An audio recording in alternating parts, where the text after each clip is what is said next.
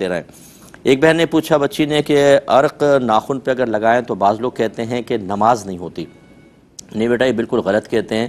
اصل میں اگر تو نیل پالش ٹائپ ہوتا ہے نا، نیل پالش، تو اس کی ایک تہ بن جاتی ہے اور وہ تہ پانی کو ناخن تک پہنچنے سے روکتی، تو پھر اس وجہ سے وضو نہ ہوتا۔ لیکن عرق ایسی چیز نہیں ہے، وہ تو آپ رنگ لگاتی ہیں، دھو لیتی ہیں تو کوئی تہ ہی نہیں بنتی، وہ تو ناخن کے اوپر ایک رنگ سا چڑھ جاتا ہے اور اس میں کوئی حرج نہیں ہے، آپ بالکل اس کے ساتھ نماز ادا کر سکتی ہیں۔ بلکہ میں تمام اپنے دیکھنے والوں کو بکثرت یہ کہتا رہتا ہوں کہ اس طرح اپنے پاس سے فتوے جاری ہرگز نہ کیا کریں۔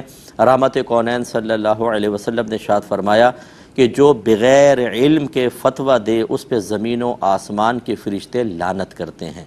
یہ آسان چیز نہیں ہوتی۔ جب آپ کہتے ہیں کہ یہ نماز نہیں ہوتی، جیسے عرق پہ کہا، تو آپ گویا کہ یہ کہہ رہے ہیں کہ اللہ اس کے رسول نے فرمایا کہ عرق کی وجہ سے نماز نہیں ہوگی، اور انہوں نے تو فرمایا نہیں، تو اللہ رسول پہ آپ جھوٹ باندھ رہے ہیں۔ یہ آسان نہیں ہوتا، مسائل بیان کرنا بہت مشکل کام ہے، اور یہ مطلب بہت سے علماء نہیں کر سکتے کہ لائیو کوئی جواب دے سکے، پریکٹس نہیں ہوتی ہے۔ یہ نہیں کہ علم کم ہے، پریکٹس نہیں ہوتی، چاہے جائے کہ عام آدمی جو ہے وہ احکام بیان کرتا رہے۔